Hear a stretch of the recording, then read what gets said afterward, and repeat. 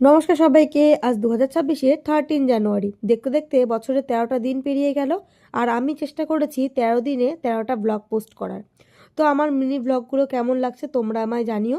তবে আমার ভালো লাগবে, আরও ব্লগ পোস্ট করার ক্ষেত্রে আমার কিন্তু এনকারেজ হবে। তো দেখো, সকালবেলা যতটুকু যা কাজ ছিল নিজের ঘরের কাজগুলো কমপ্লিট করে ঠাকুরকে ধূপ দেখিয়ে দিয়েছিলাম। এরপরে বড়মশাই কিন্তু বলেছিল চা খাবে, তাই চা বসিয়ে দিলাম। যদিও রোজ কিন্তু আমাদের এরকম চা খাওয়াটা নিয়মিত হয় না, তার কারণ আমরা দুজনে খুব একটা চা পছন্দ করি না, আর সত্যি কথা বলতে গেলে সময়টাও হয় না চা করার। তো এর জন্যই কিন্তু দুজনে মিলে চাটা খেয়ে নিচ্ছিলাম। আর সারাদিন কী করলাম তা নিয়ে তো এই ব্লগটা থাকছে। আর যে ব্লগটা পুরো দেখার পর তোমরা কিন্তু অবশ্যই জানিও যে আজকের ব্লগটা কেমন হয়েছে। আর যদি কোথাও কোনো ভুলভ্রান্তি থাকে সেটাও কিন্তু আমায় জানিয়ে দিও। তো তারপরে বড়মাসায় তো বেরিয়ে যাবে, আর এদিকে কিন্তু একজন মাছ বিক্রি করতে এসেছিলো, তাই তার থেকে কিন্তু মাছ এনে নিচ্ছিলাম। যেহেতু বড়মাসাইয়ের সময় হবে না বাজারে যাওয়ার, তো আমি যেহেতু মাছ কাটতে পারি না, তাই এই ভাইটাকেই বললাম একটু মাছটা কেটে দিতে। ওর থেকে মাছ নিলে কিন্তু মাছ কেটেই দেয়। আর ও কিন্তু আমায় বলছিল যে আমার ব্লগগুলো কিন্তু দেখে, তাই আমার বেশ ভালোই লাগছিল।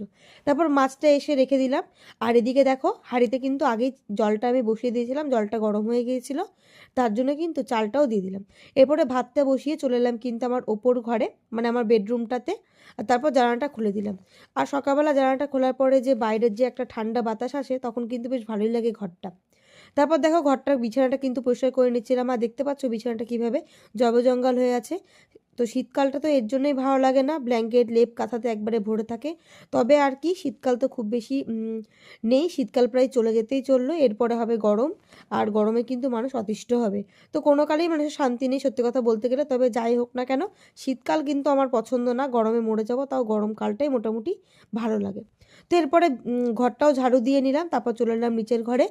আর মোটামুটি একটু রান্না করে নেওয়ার পরে আমি কিন্তু খেয়ে নিচ্ছিলাম ভাত, সকালবেলার খাবারটা। তো গরম ভাত, আর তার সাথে কিন্তু গতকাল যে ডিমের ঝোল করেছিলাম সেটাই ছিল, আর একটু ডালও ছিল। তো ডিমটা দিয়ে আমি খাচ্ছিলাম। এরপরে কিন্তু সব কাজ হয়ে গেলে বাসন টাসনগুলো আমি ধুয়ে সব উপর করে রেখেছিলাম। আর এদিকে তো রান্না করেছিলাম কিন্তু সেই নেওয়া মাছটা, আর তার সাথে ভাত, আর তার সাথে কিন্তু মাছের মাথা দিয়ে করেছিলাম বাঁধাকপি, তবে সেটার ক্লিপ আমার আর নেওয়া হয়নি। এরপরে চলে আসছিলাম আমার ওপর ঘরে। আর যেহেতু আজকে একটু ঘর মুছবো, মঙ্গলবার বৃহস্পতিবার এগুলো চেষ্টা করি আমি একটু ঘর মোছার। আর তার মাঝেও কিন্তু ঘর মুছি, প্রতি একদিন অন্তর কিন্তু আমি ঘরটা মুছি। আর আমার শাশুড়ি মাও কিন্তু আমার নিচের ঘরটা মুছে দেয়। তো তারপর ঘরটা মোছার পরে আমি কিন্তু জামা কাপড় নিয়ে চলে গেলাম সোজা স্নানে। স্নান টান করে এসে এই যে ঠাকুর ঘরে চলে এলাম। আর আমার লাড্ডু গোপালকে দেখছো কি পরিমাণে ভালো লাগছে। সত্যি কথা বলতে গেলে যেদিন আমি পুজো দিই, জানি না কেন আমার মনে হয় আমার লাড্ডু গোপাল ভীষণ হাসে, মানে ভীষণ তার মনটা ভালো থাকে। তো তার পোশাক টোশাক চেঞ্জ করে স্নান টান করে দিলাম। আর দেখো মুখটা কত সুন্দর লাগছে। আর যে কিন্তু এই হলুদ